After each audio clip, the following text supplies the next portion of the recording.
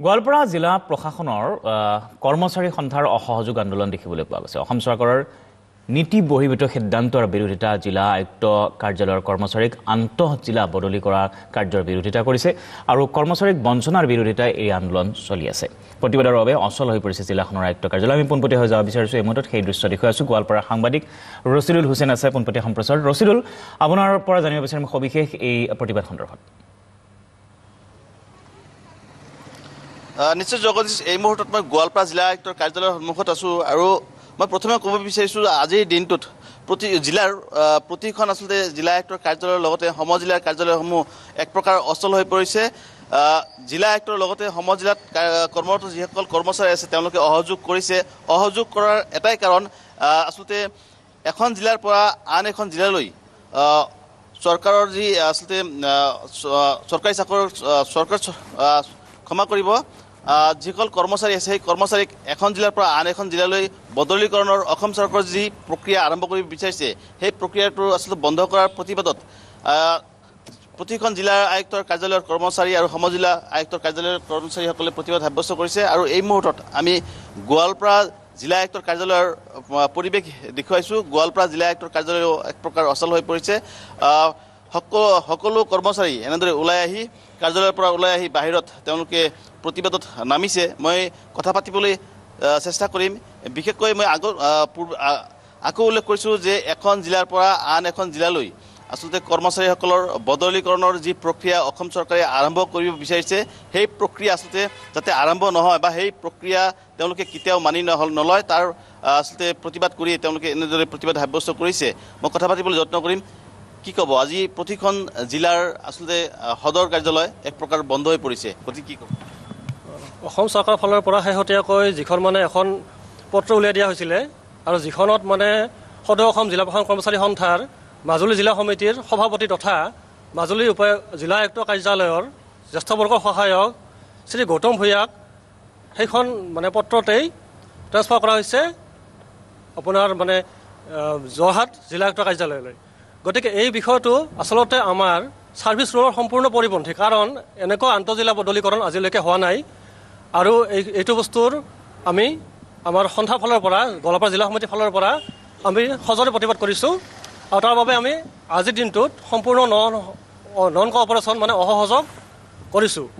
এজন কৰ্মচাৰীৰ বদলীকৰণৰ জৰিয়তে আৰম্ভ কৰিব হয়, আমি তেনেকুৱাই বস্তুটো স্পেকুলেশ্যন আইডিয়া কৰিছোঁ আৰু সেই বস্তুটো আচলতে আমাৰ কাৰণে খুবেই পৰিতাপৰ বিষয়, কাৰণ এইটো ছাৰ্ভিচ ৰোলৰ পৰিপন্থী আৰু লগতে যিটো তেওঁৰ ৰেংক বা তেওঁৰ যিটো পদমৰ্যাদা বা তেওঁৰ যিটো চৰকাৰী সা সুবিধা বেনিফিট বা দৰমহা ধৰি পেলাই চাব গ'লে তেওঁৰ সেইটো সম্পূৰ্ণ বহুত অসুবিধা হ'ব তেনেকৈ আন্তঃজিলা বদলীকৰণ কৰিলে।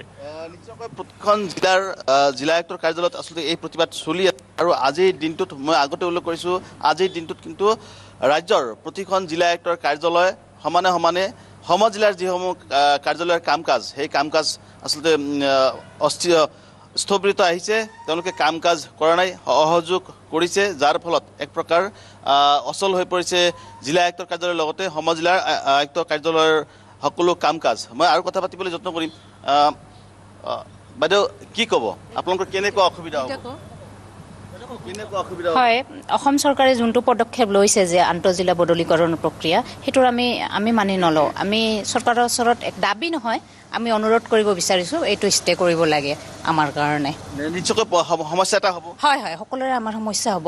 আমি যিখিনি আমাৰ দৰমহাৰ আন্তঃগাঁথনি সেইখিনিৰ আমি অন্য ডিষ্ট্ৰিক্ট গৈ আমি চলাত সকলোৰে অসুবিধা হ'ব। গতিকে নিশ্চয়কৈ আচলতে নামনি অসমৰ এগৰাকী কৰ্মচাৰী যদি উজনি অসমত পৰে বা কাছাৰত পৰে তেতিয়াহ'লে কেনেকুৱা অসুবিধা হ'ব পাৰে? এইটো চাওক, আপোনালোকে অলৰেডি গমেই পাইছে বস্তুটো কেনেকুৱা ধৰণৰ হৈছে। আমাৰ যোনটো চেলাৰী ষ্ট্ৰাকচাৰ সেইখিনিত আমাৰ এজন কৰ্মচাৰীয়ে এটা ডিষ্ট্ৰিক্টৰ পৰা আন এটা ডিষ্ট্ৰিক্টলৈ ইমান সুদূৰ দূৰলৈ গৈ পঠাই দিয়ে, ট্ৰান্সফাৰ হৈ যায়, তেতিয়াহ'লে 100% অসুবিধা হ'ব। গতিকে কাম কৰাৰ মানসিকতাওতো এটা লাগিব যে মানুহজন সুস্থ হৈ কাম কৰিব লাগিলে এটা পৰিৱেশ লাগিব। গতিকে সেই পৰিৱেশখিনি চৰকাৰে দিয়ক, আমাৰ কৰ্মচাৰীখিনিক এনেকুৱা এটা পৰিৱেশ দিয়ক যাতে চৰকাৰক আমি ভালকৈ ছাৰ্ভিচ দিব পাৰোঁ, এটা সুস্থ পৰিৱেশ দিয়ক। গতিকে সেইটোতো এটা অসুস্থই হ'ব না আল্টিমেটলি, কাৰণ কিয় এজন মানুহ দুটা সংসাৰ হৈ থাকিব, গোটেইখিনিক নিয়াৰো তাৰ অসুবিধা থাকিব পাৰে, বহুত ধৰণৰ অসুবিধা থাকিব পাৰে ফেমিলিৰ। গতিকে এই বস্তুখিনিত আমি পূৰা প্ৰতিবাদ কৰিছোঁ, তেওঁলোকে যাতে এই কথাখিনি চৰকাৰে যাতে ভালদৰে চিন্তা কৰি চায়, তাৰ কাৰণে আমি অনুৰোধ কৰিছোঁ। মই কথা পাতিবলৈ যত্ন কৰিম। আচলতে অকণমান যদি সময় দিয়ে, কেনেকুৱা অসুবিধা হ'ব পাৰে, যিহেতু আপোনালোকে ইয়াতে যথেষ্ট জিলাখনত কৰ্মচাৰী হিচাপে যথেষ্ট চা চিনাকি আছে, বহুত বিভাগৰ ক্ষেত্ৰত যথেষ্ট বহুত অসুবিধা হ'ব। আমাৰ যদি বেলেগ ডিষ্ট্ৰিক্টত আমাৰ ট্ৰান্সফাৰ হয়, তেনেহ'লে আমাৰ ফেমিলিৰ কথা আছে, আমাৰ ফেমিলি ইয়াতে এটা থাকিব, তাতে আৰু আমাৰ অসুবিধা হ'ব। তাৰে ভাড়াৰ কথা আছে, ঘৰ ভাড়াৰ কথা আছে, আমাৰ দুটা মানে ফেমিলি হৈ যাব, তেতিয়া ফেমিলিৰ দৰে হৈ যাব। ৰাজহ বিভাগত যিসকলে কাম কাজ কৰে সেইসকলে প্ৰতিখন ৰাজহ গাঁও চিনাকি হ'ব লাগে বা তেনেকুৱা এটা অসুবিধা আহিব নেকি? হয়, নিশ্চয়। যে যদি গোৱালপাৰা ডিষ্ট্ৰিক্টৰ পৰা যদি কোনোবা মানুহক মাজুলী বা শিৱসাগৰত মানে ট্ৰান্সফাৰ কৰি দিয়া হয়, তেতিয়া তেওঁৰ সেইখিনি বস্তু বুজি উঠোঁতে বহুত টাইম লাগিব, ৰাজহ গাঁওখিনি চিনাকি হওঁতে টাইম লাগিব, এইখিনি বহুত অসুবিধা আহি পৰিব সেইবিলাক ক্ষেত্ৰত।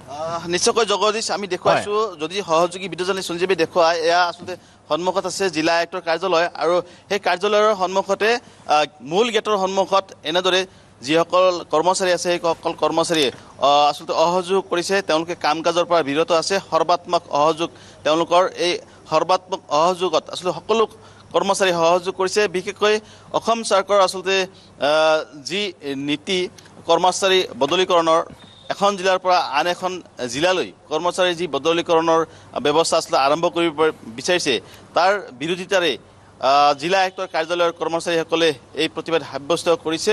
আৰু ইয়াৰ জৰিয়তে আচলতে চৰকাৰক তেওঁলোকে এটাই অনুৰোধ জনাইছে, যাতে এনেকুৱা কাৰ্যত আচলতে অসম চৰকাৰে সিদ্ধান্ত নলয়, আৰু এনেকুৱা কাৰ্য কিন্তু এইসকল কৰ্মচাৰী নিশ্চয়। ৰচিদুল, ধন্যবাদ জ্ঞাপন কৰিছোঁ পোনপটীয়া সম্প্ৰচাৰত সহযোগ কৰাৰ বাবে, এই দৃশ্য পোনপটীয়াভাৱে দেখুওৱাৰ বাবে।